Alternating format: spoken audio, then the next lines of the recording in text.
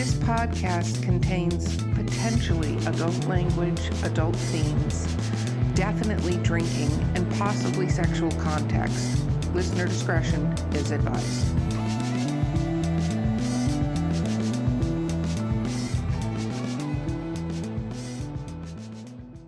Welcome to Drinking with Authors. I know where I am now. I'm your host, Erica Lance. With me today is kmherkes. And our guest today is kmherkes. I said it correctly. Woo! Okay, let's talk about what we're drinking because, okay. I am drinking 19 Crimes Banished. It is a dark red blend, and it is an inexpensive yet consistently good wine. Thank you, makers of 19 Crimes. If you want to support our show, do let me know. Jen, what non-alcoholic filth are you drinking tonight? I'm drinking tea, but it's Irish cream tea, so it's almost alcoholic, but not. That's not even close to alcoholic. It's Irish cream. You just made that shit up. Okay. KM, what are you drinking? I am drinking something that I kind of made up on the spot because I was going to drink apple cider with bourbon and ginger liqueur, which is my usual drink, but we finished off all the cider. And then I was going to make a hot toddy because I learned what a hot toddy was, which was basically hot tea with whiskey and lemon. Mm-hmm. But I drank all the tea and didn't have time to make another glass of tea. So it's lemon, ginger, bourbon, and honey. That sounds like you're going to be drunk really soon, and I'm proud of you. Go team. The lemon is Pellegrino. Sounds like something I would make. Look, I forgot anything that will distill down this alcohol. Go. Lemon, Pellegrino, and honey is good for a sore throat, and then you just add the bourbon to it, and it's delicious. So I love everything about that, actually. Okay, so for our audience, tell us about what you write. I write science fiction and fantasy that focuses on broken heroes and teamwork and solving problems through cooperation and communication, which is a very dry way of describing it, I suppose. I like to see hope over adversity and relationships over action, and then I keep ending up writing books that have big, huge, massive action scenes in them, but I have characters snarking their way through them the whole time. So that is brilliant. We were cyber stalking you, as we do, and I love this because this is from your book, Rough Passages. And I love this line: when every midlife crisis might cause a national emergency, getting older means more than going gray. Yep. I love that. That's the series I'm currently writing, and Rough Passages itself started as a novella, and then it ended up being a novel that's told in stories. So there's a story arc, but it's told through the stories of different people as they go along, as they navigate this rough passage in their life, from being normal to being superpowered, or in the case of one character, going from it being theoretical to, okay, at some point in the future, I am going to, or might roll into a power, and life is not at all what I thought it was. So yeah, that's the, it's a lot of fun to write in that world, I'm going to tell you, because it started off as the looking for something to read, as writing often does. I'm looking for something to read, and I loved superheroes. I used to stand at the corner drugstore and read comic books on the rack, and the nice ladies behind the counter would let me read all of them because I couldn't afford to buy any of them. So I grew up with Fantastic Four and I don't even remember what they were. They were like Weird Tales. They were all soldiers and ghost stories. Yeah, you remember those? Weird Tales, yeah. Weird Tales, yeah, I love those. So I was looking for some superpower stuff, and it's all teenagers get their superpowers, 20-year-olds get their superpowers. It's always the finding what you're supposed to do. And I thought to myself, what would it be like to get a superpower now? Would it really be all that cool? Because I'm still going to have to pay the rent. I'm still going to have to go to work. I'm still going to have to take care of people. I'm not sure it would make all that much of a difference. It would totally, at that point, depend on what the superpower was and how well I could work it into my life. And that's how this whole world started. That and hot flashes. So I'm telling you, I feel like hot flashes flame on. Like you literally think you can explode in flames like the Human Torch. Yeah. Hence Yeah. the cover image. I'm like, okay, so, you know, let's just go with that. What if you actually could? That would probably be kind of scary.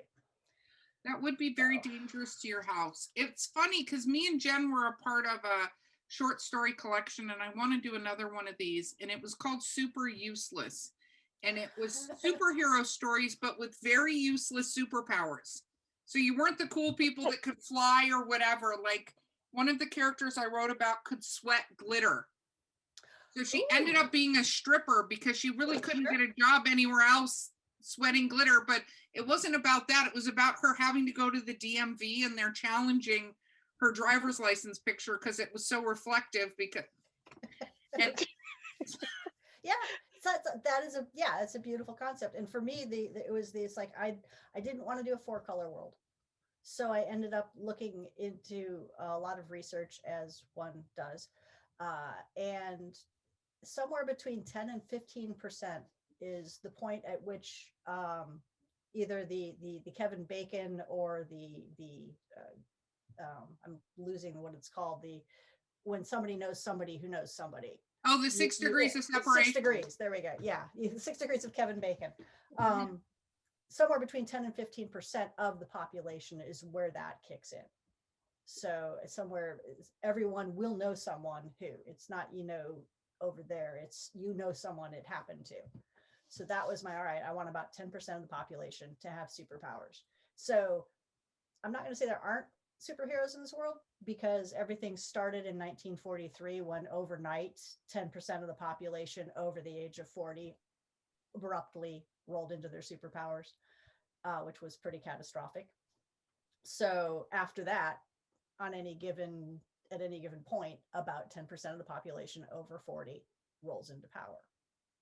So you have, at that point, since it started in the middle of World War II, you've got Superman, you've got Batman, but they're in comic books. Superpowers is the guy down the street who refuses to keep up with his required training and keeps flooding everybody's basement because he's a watercolor. Superpowers is your new doctor turns out to have fur and wears glasses, and it's very disconcerting. So we live in big cities. I don't think that should be disconcerting at all. This is true. And again, so it is and it isn't. So it's a world where teleporters have it made, because FedEx has a teleportation department. UPS has a teleportation department. The Postal Service. I love it. I would like the package there now. That's actually really, that's awesome. Okay, so when did you start writing? As usual, I have a long and complicated answer to that. I started storytelling when I was in my teens as a camp counselor. And also I was storytelling in pictures because I didn't want anybody to criticize my words. Writing is actually difficult for me. Talking and telling and a story verbally is not that hard once I know what the story is and no longer flub up the punchline. But actually writing the words down has never been easy. So I used to tell stories in pictures. And then when I was a camp counselor, I did storytelling. Then I finally got to college and one of my professors said, no, you can do this. Write it down. So in college, as part of a journaling project, is when I first started actually writing down the stories. And it kind of snowballed from there. The first novel was written right after college, and I threw that onto Wattpad so I would stop revising it because it's awful. It's horrible. It will never be good. And I've had people say, "Oh, it can't be that bad." I'm like, "You can go to Wattpad and judge for yourself." And they come back and say, "Oh, yes, it's that bad." Oh, It is. It Hey, is. at And least you put it out there. Most of us Yeah. take our original works and they're in a drawer somewhere, or a file cabinet, or we burned it outside and pretend like it never happened. I nitpick. If I had it on my hard drive still, now it's out, I can say it's published and I can't fuss with it anymore. Mental games. But What was your question, Jen? You started to ask something. I was gonna ask what happened to that first story that you wrote. yeah, But it's on Wattpad. It's called Legacy of Ashes. It's interesting because I've had people who've read it all the way through, bless their hearts, and they've gone, "Oh, I can see this went into this story. Oh, that went into that story." So I guess it's kind of like whichever one of Shakespeare's plays, I think it's Titus Andronicus, that you look at and it has all of his other plays, except they are all there, and so none of them work really well. And so that's Legacy. It has zombies and aliens and post-apocalypse scenarios, and I blow up the Quad Cities, and yeah, but in terms of structure and plot and how to, it's the novel I taught myself to write with. So Wow. then I So just go ahead. no, I was gonna ask, what is your first one that you put out that you were like, I'm not throwing it out there, I'm putting it out and I love this? Oh, that was Controlled Descent. Okay. Which started off as being, I love the idea of a genius inventor, but I hate Tony Stark. So what can I do with that? And I took my world that I had made for Legacy of Ashes and then destroyed by having aliens come and end the world, and said, what if it didn't end? Okay, so here we have the post-breakdown America in the process of rebuilding. It's usually either right in the aftermath, that when people do a dystopian or a post-apocalyptic future, it's usually either way far in the past, something bad happened, and now we have this new culture that's developed in that period, or you have the something bad just happened and we're eating dog food and trekking across country with our band of ragtag survivors. And I'm like, what about the founding fathers stage? So the stories of the Restoration, Controlled Descent's the first one. It's all about the adventures of my genius inventor and his two mercenary sidekicks and his mathematician buddy and the administrative assistant who manages to keep them all from getting completely disastrously in trouble. it's fun. She's the hero of the entire story, and she's the only reason any of them survive. She's the Hermione, I see. The Hermione of the story. Yeah, it didn't intend it to start off that way, but yeah, she kind of is. I think that's brilliant. A lot of times people don't realize it's the people keeping it on the rails that make the people who are talking about it being on the rails look really, really good. Yeah. So that was I created a whole world for them to play in and then just set them loose. So the Controlled Descent is the Justin Wyatt is an engineer. He's not a scientist. He's an engineer, and he makes things happen, and he's been lucky enough to earn a lot of money off a couple of patents. One of his corporate adversaries decides to take him out, and they don't quite manage to murder him. You're going to get rid of a genius inventor who has a lot of money. You want to make sure you get it right, because if you don't, he is going to come after you. So I like it. I like it a lot. Okay, so you're self-published, though, right? yes, I'm an independently published author. Okay. What made you choose that route? 18 years in the book business. Before I was writing while I worked for Borders Books, but I worked for Borders Books from 1994 through the bitter end in 2011. Oh, wow. And I kind of sat out the beginning of the self-publishing wave because I was really busy working in a bookstore, recommending books and selling books and reading and reading and reading. But I worked inventory, I worked ordering, we worked with buyers at the national and at the chain level. I trained people on how to sell books and how to set up bookstores, and set up something like 30 bookstores with Borders as a trainer. And that gave me a fairly solid understanding of how book publishing works from soup to nuts. And I know what publishers are looking for in a book. Controlled Descent doesn't have it. It took me longer to figure out an elevator pitch for Controlled Descent than it has for any book since, and not just because it was my first book, but because it's not an easy book to hook. And that you need a hook. You need something with punch. You need something that's immediate. That's what publishers were looking for in a thriller. And it's a thriller, sort of, but it's post-apocalyptic. Not really, because things are pretty much back to almost where they are now, and a little ahead of it in some ways and still a little behind in others. So it's got superpowers because the main character is pretty much nigh invulnerable and can go invisible. That's part of the plot line, is him figuring out what's happened that's caused that to happen. Yeah, but why does it have superpowers? Because I wanted it to. These are very difficult. They're not what publishing, certainly not when this came out. Good heavens, 7 years ago, what anyone was looking for. No, I agree. I mean, we talk about it on this show. So we have a publishing company. We started a publishing company last year, totally with the intention of helping to solve that problem. And we know we have a difficult task ahead of us, but part of what we're trying to do is all these little genre norms that they're boxes that publishers go, do you fit in our box?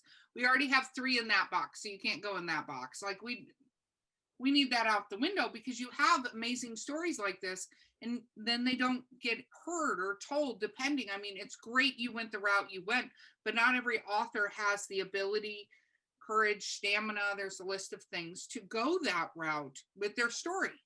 And not every author no author should have to. I mean, I am happy that I'm no longer having the same conversations with other independent authors that I was having even as little as 3 or 4 years ago, which would circle around topics like, does font matter? Yes, font matters. Does typography matter? Yes, typography matters. It's like, but traditional publishers are all evil. I'm like, nope. If somebody came up to me and said, here's a contract that I can live with, and we'll take care of everything after you're done with the first draft, I would sign it so fast. I agree. And it's something that has to be created, because I think that, even still some of the stigma with self-publishing is that not everybody does those due diligence things and does the correct typesetting and does the correct editing and does all that stuff that will make a good story.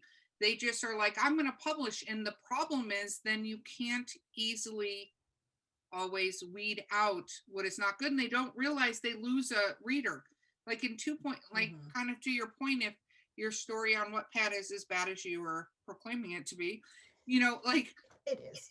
If that's your first thing and you threw it out there and that's the first book they buy off of Amazon in a series, they may not pick up 2, 3, 4, Right. Oh yeah.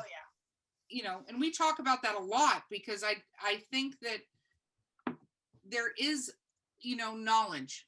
There's a whole knowledge that has to go with being good at anything. And as an author, that doesn't mean you're good at being a publisher, even for just your own books. Like there's a whole education that goes with publishing. Yeah, one of the proudest moments that I had early on was being at DragonCon in a booth with a bunch of other independent authors. It's called Bard's Tower, and it's kind of Oh, Alexi. yes, I Alexi. love Alexi. Yes, I do too. I adore Alexi. Alexi sends me guests all the time. Me and Alexi were like BFFs, never met. It's good. I love him though. Oh, well, he is a hoot and a half. And he runs a fabulous organization, and I love working at Bard's Tower because it gets me to my book selling roots. I get to recommend everybody's books. It's much easier to recommend other people's books than your own. I have found. But anyway, so I was at Dragon Con. I was there with my books, with my convention hat on and my convention vest on, and a gentleman came up to the booth and he picked up Controlled Descent. And he picked it up, and he did what I do with books, which made me wonder if he was either a bookseller or a librarian. You pick it up, you look at the front cover, you flip it over, but you're not looking at the blurb. You're looking at the barcode, and then you open it up and you look at the copyright, the indicia page. And he gives that a good long look. And then he looks at me and he looks at the book. And he's looking at my badge. It's like, so you wrote this? It's like, yeah. Who published it? I did. And he's like, I was wondering because it's professional. And he says, I was just, the only thing is Rose, I was wondering where the colophon was. And I'm like, yeah, I don't have one yet. Because the publisher has the little symbol that goes on the spine of the book. And my artist didn't finish that in time for me to put it on the books before I published them and brought them to the con. So, but I wasn't going to say, nope, I'm not going to sign off on this just because it doesn't have a little symbol. He's the only one who's ever noticed whether it did or did not have a publisher's colophon on it. But just to have somebody who's a librarian pick it up and go, yes, this is a real book, TM, was fabulous. So No, it is fabulous, and your covers are awesome. Yeah. And as somebody who does a lot of looking at covers and things like that, and we constantly are telling people that covers are a marketing tool and not like I say this, it's funny because there was a whole debate recently about the people on the covers of the book not looking like the people inside. And this is, I know. Rein it in. Jen, the author, can rein it the crap sticks in. Strong feelings. He has a lot of strong feelings. But the truth of the matter is, people pick up the covers and that sells it, whether it's a little tile or it's what, they get it in their hands. They look at the cover, they grab it, and then they look usually to the blurb to see if you can grab them with the blurb. And sometimes they'll open and read to a page to see if they want to random, usually. Some people first chapter. But I think it's key because your book has to be grabbable. It has to be grabbable, whether it's a click grabbable or off of a table grabbable. Somebody has to want to come pick it up, and your covers are amazing, and they're certainly grabbable. So I think that's phenomenal. Well, thank you. And it's a wide variety pack of different artists. I have not had just one artist, but across a 7-year period, that would be unlikely. And then when I was first starting off, my goal, starting off with independent, I went with self-publishing because 18 years in the book business, the first book I had, I'm like, yeah, this is not something I could query this for 10 years. And my chances of finding an agent or a submissions editor who's going to have any place for it are less than me being struck by lightning. What the heck? Let me learn about this cool self-publishing thing. And then, of course, I dove into that. And one of the traits of ADHD is that you tend to get very immersed in everything. So I ended up learning everything as I was going. But I decided that my book had to not earn its way so much as what I get from this, I can use to pay for the next.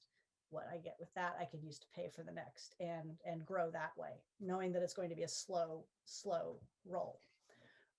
So what I was willing to put into cover art for the first book, I got really lucky because that really does accurately portray what Controlled Descent is, because it has that look of it has a thriller suspense look to it, which is accurate. There was a large blue planet in the sky on the first version. And I'm like, yeah, it's Earth, so maybe not the alien planetoid in the sky, but we worked that out.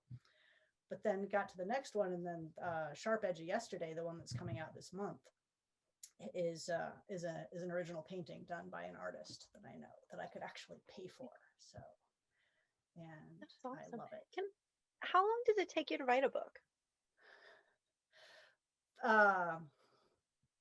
Well, if you ask Bill, because we've been working on this one for well over a year now, too long. We started on Ghost Town in late 2017 or early 2018, but then that was in the middle of me trying to work on finishing up Sharp Edge, which got delayed. So about a year or under a year if I'm actually sitting down, butt in seat, writing. So. And how long are the books when you say a year? How long are the books that I'm writing? Yeah, when you say it takes a year to write a book, how big is the book? Well, Sharp Edge is the longest in about 130,000 words. My native, if I just sit down to write it, length seems to be about 100 to 110,000 words. So that would be in a year or less.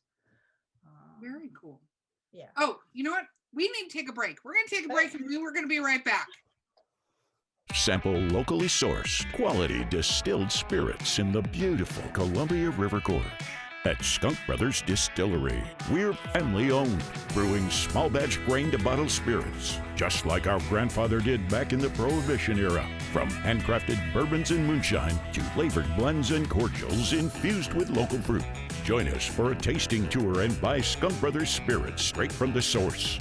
It's all in the family at Skunk Brothers Spirits, located in Stevenson, Washington. Well, I'm curious as to, so what do you write? We're back, by the way. Oh, okay. I Hey, still you want to can know. ask, which one are you asking? Her or me?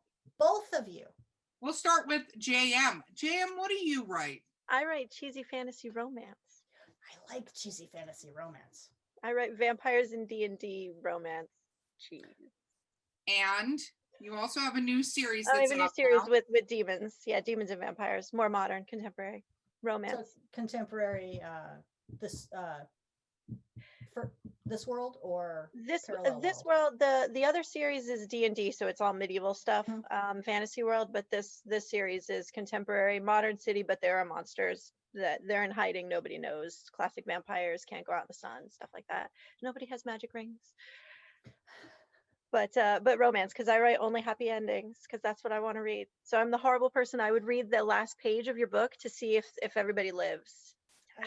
R.A. Salvatore ruined her on the Drizzt series, and she's been broken on this point ever since. And I can't wait, because R.A. is supposed to be on the show, and I already told her with her present behavior she's not allowed to co-host with me when R.A. comes on, because she keeps blaming him for this, and I'm not going to have a podcast full of that.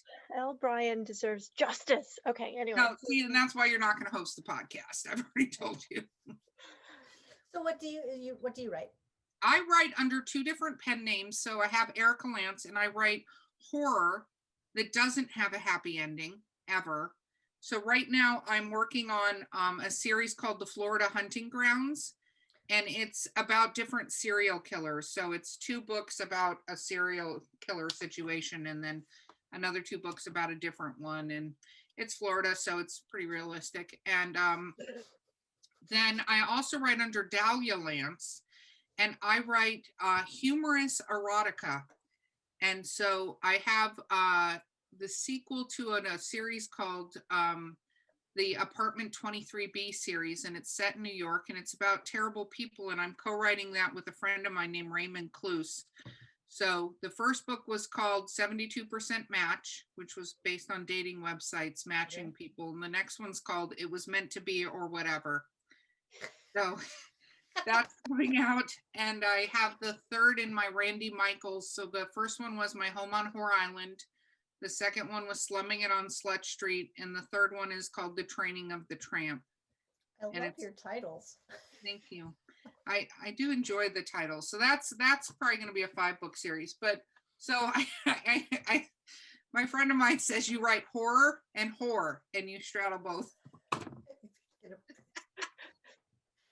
So yes, but we started our publishing company because of exactly kind of the stuff that you were running into is, you know, you can put your book out there, but there's so many amazing voices that don't get published, and they don't get published right. They don't have the skill set. Like, to us, authors should just be able to your point, write and throw the book at their publishing company and then kind of move on and go write something else, and not have a ton of like, I need to get the typeset and I need to get this and I need to know how to upload to these 40,000 sites to be able to do this, and how do you get it into the library system, and how much is copywriting and all this other stuff that makes it so authors who have amazing, phenomenal stories that are genre breaking don't get to be out there. And so that's kind of our premise. Yeah, it is daunting, and it's wonderful to see publishing houses like that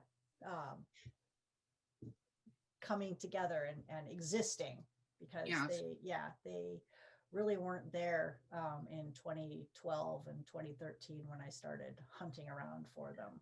No, and I think they're barely there. There's a few other than us. We call ourselves Four Horsemen Publications because we're bringing the publishing apocalypse. We have a goal. Excellent. We have a goal to be on the cover of Fortune magazine with really pissed off Amazon. That is my goal, is Amazon showing up to buy us at some point, and then I can say no. So yes, that is my goal. But let's talk a little bit about your process. So you talked a little bit about where you get ideas. What kind of writer are you? Are you a plotter? You talked about research. So I can already tell you go down the research rabbit hole. I bet it's very hard to pull yourself back from that.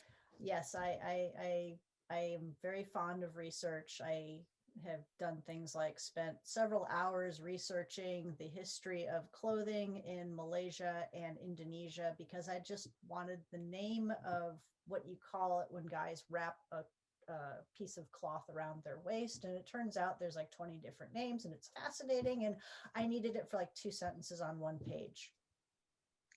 And 4 hours later, you are now an expert. 4 hours later, I know that I don't know enough about any of this, but I am done looking. I am a discovery writer by preference. I can write to an outline, and I don't hate it. I can't write to my own outline, if that makes sense. If someone says, I want you to write this story, and they give me all the elements they want in it, I will have a fun time making that into a story.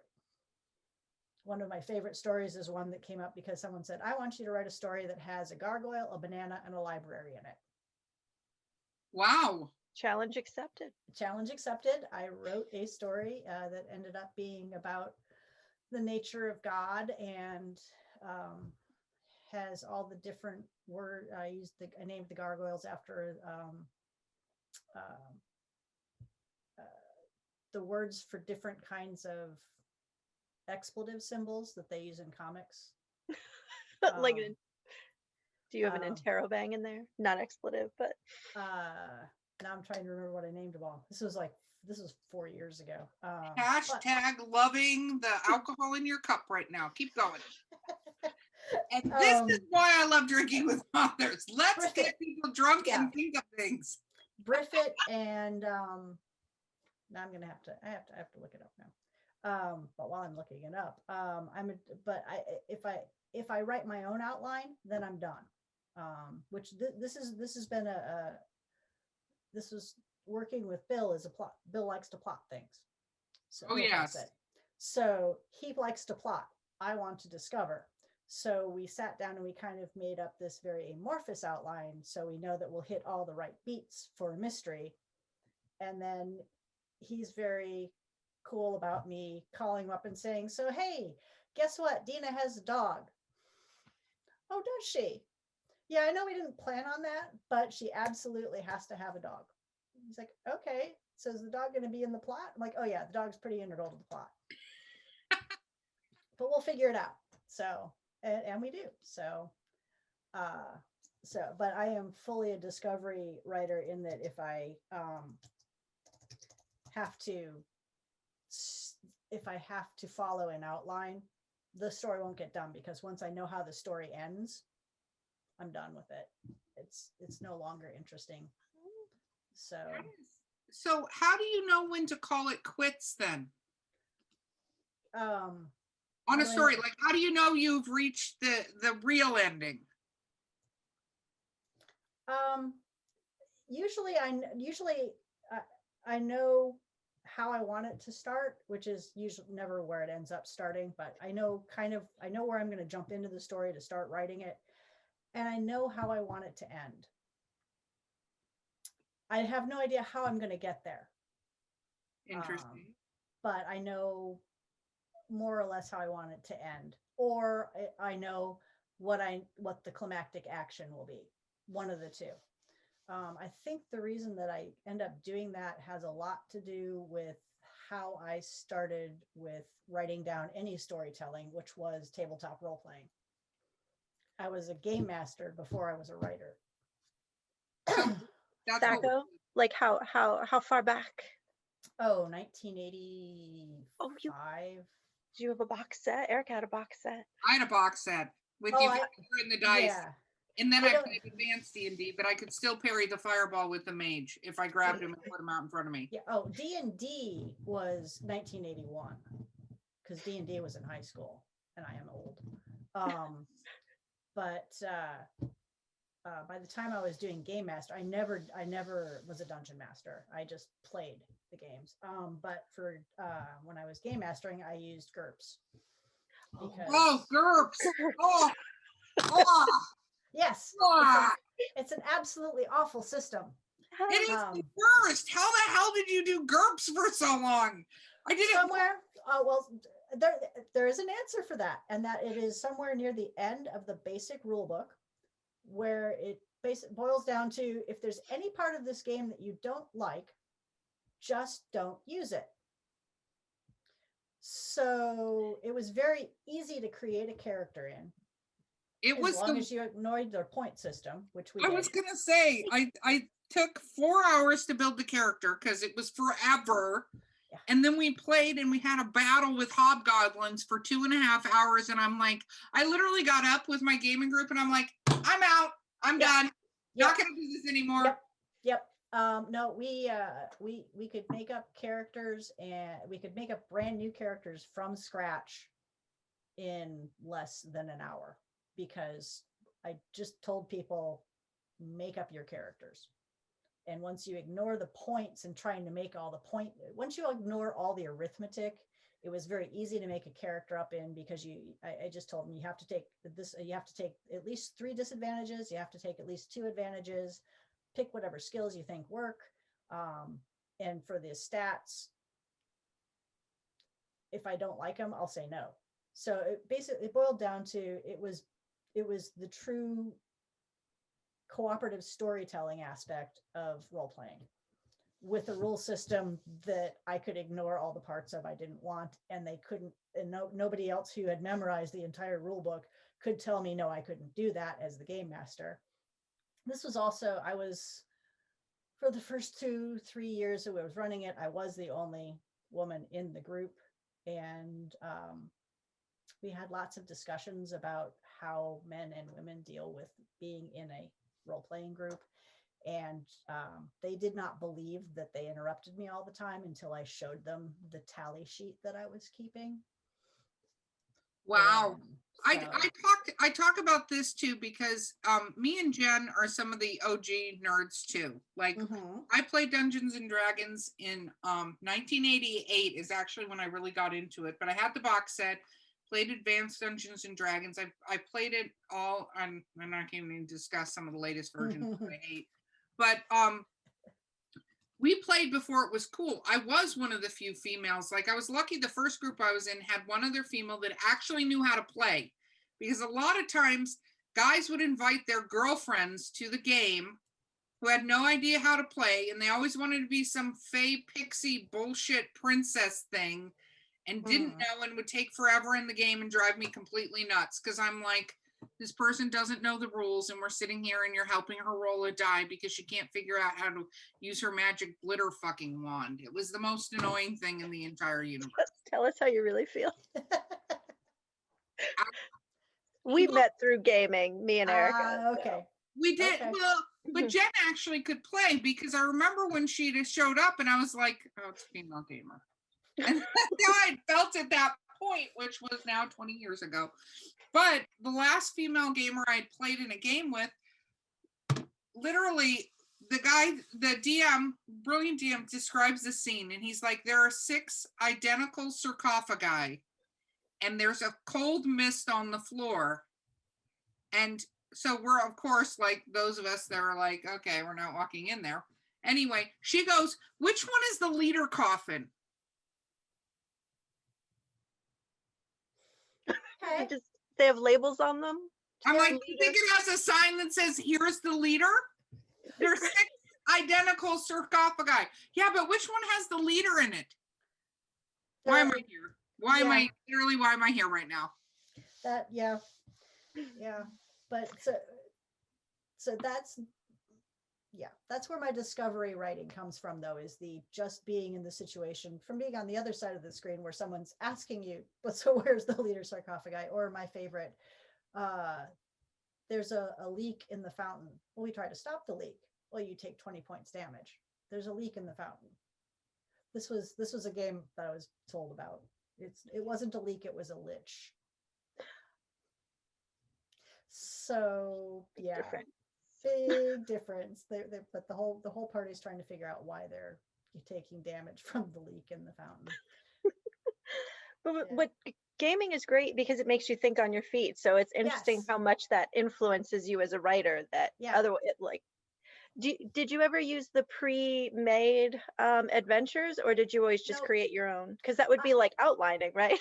Right, it would be like outlining, and I had no interest in it. I was using GURPS because even when I started doing game mastering, I was already crossing genres. So I ran a campaign for several years that was basically urban fantasy before urban fantasy started being a fiction genre, because it was a bunch of people whose patron yanked them out of their lives and then sent them after supernatural events and had them track down supernatural objects and stop supernatural bad guys.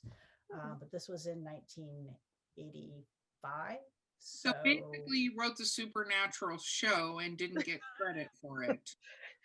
No, they went very different directions with it than I did. Yeah. You wrote the first 3 seasons of the Supernatural show and not the latter 12 seasons. Yeah.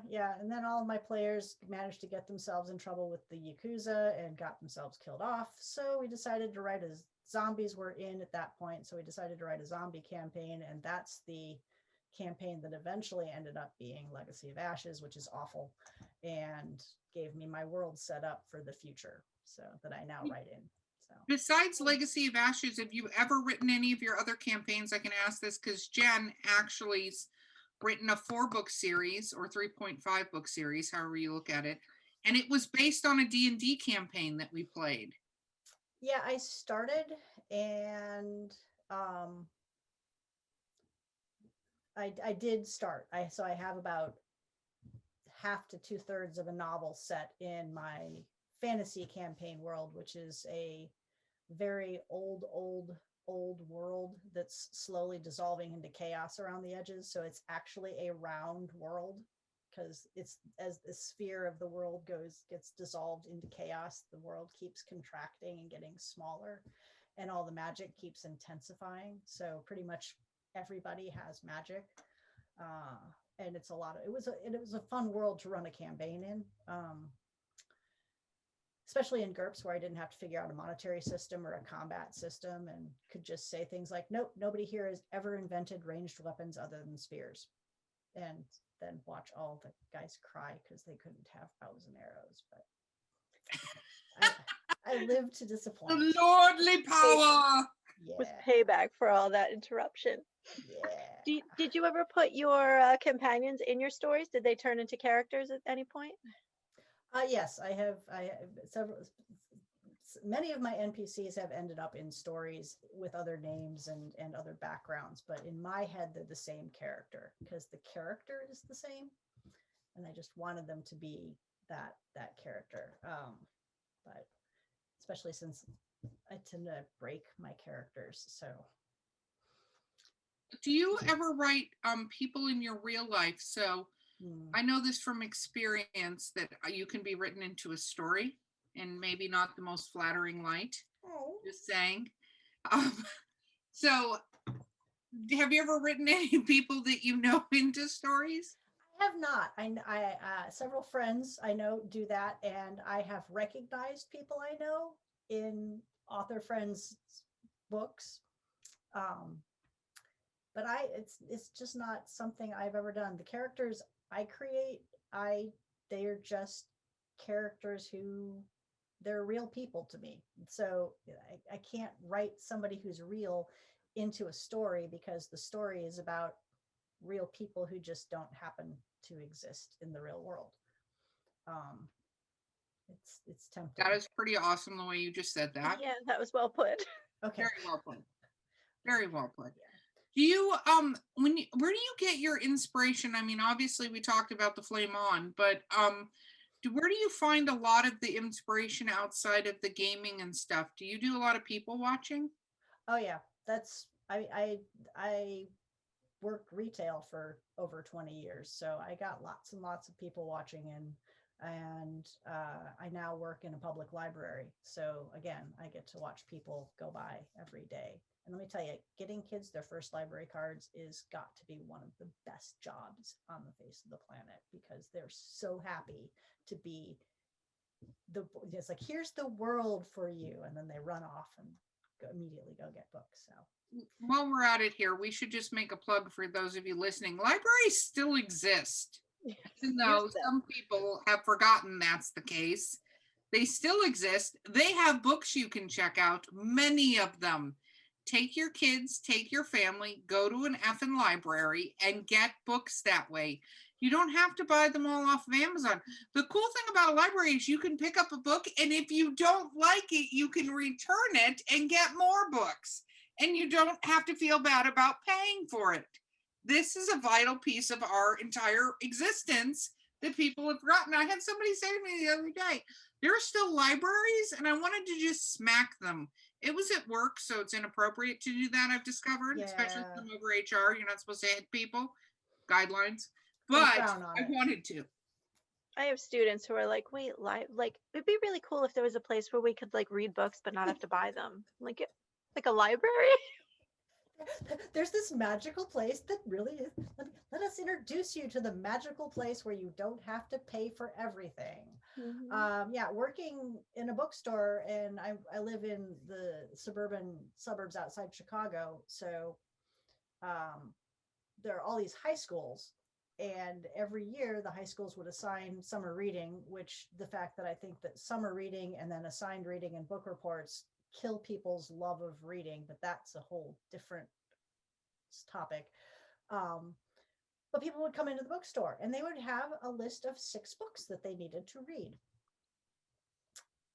And they were like, we need to buy all 6 of these books. I'm like, have you tried the library? The library? Like, yes, you don't have to, because they would come in there. I don't want to buy these books. Oh my God, this is going to be so expensive. I was like, yes, it is. Have you tried the library? And the answer was always no. Harper Lee doesn't need your money right now. I'm sure that Harper Collins, Yeah. would love for you to do it, but yeah. But yeah, I'm a huge library advocate. Even before I worked for the library, I was, and now that I work for a library, and now that I know how critical libraries are to success as an author, it's a huge thing when a library says, yes, your book, you independent author, we're not Do you going to have your book in your library? Yes, because the Reader's Advisory librarian came downstairs to the registration desk where I work and said, so, Karen, they tell me you wrote a book. Yes, I did. Yeah. And it's published. Yeah. why don't we have your book? Like, I published it myself. It's like, but you're a local author. We should have your book. Like, alrighty, here's the information. And That's awesome. yeah, so that was kind of a watershed moment for me in the whole acknowledging my identity as a okay, I wrote real books. This is not I've written my book, I've published it. I know there are people who will love it, but maybe 10, maybe 50, maybe 100. It's a lot more than that now. So That even is in- amazing. Let's talk a little bit about your fans. So you talked about going to Dragon Con. I love Dragon Con, by the way. Bring a plethora of costumes when I go to Dragon Con. Ooh. I actually have met several authors, like I met Dan Wells and stuff like that at Dragon Con. I did meet Laurel K. Hamilton last time I was there, and I was nice to her about things anyway. I think she needs a better editor, but I've read all of her books and I've purchased all of them. So I can say that with vigor that I've supported her writing. What was it like meeting your fans? Did you have any fans come up to you, go that I've read your book and you sign and stuff like that? How did that go? That was, I was not ever expecting to have fans, but when I came back to Dragon Con the second time and people were, so is the new book out? I felt it's like I am a real author, TM. So, Did you say, yes, yeah. here it is, or did you say no, not yet? At the time, it was no, not yet. I started Sharp Edge in 2017. My husband was in cancer recovery at the time, and that was a long and rocky road. And right about the time that I was stopped, I could take off the caregiver hat and put back on the writing hat. There was a bunch of family upheaval, followed by, we're going to actually buy a house. So that was the lost year of buying a house. I love the fact that I have an actual office, and it was much better to go through COVID pandemic times in a house that had more than 800 square feet. Yes. With both of us working at home. So it was all to the good, but that was a long stretch of time. So between the 2 years, I didn't have a new book for people, but they got excited and bought other books anyway. They're like, oh, well, maybe I'll just pick up the other series, because it starts off, people either want oh, this is interesting, middle-aged superpowers where everybody has them world, or oh, I like thriller suspense with a little bit of a romantic subplot, and I like this near future stuff. They don't usually cross naturally, and then they end up loving it.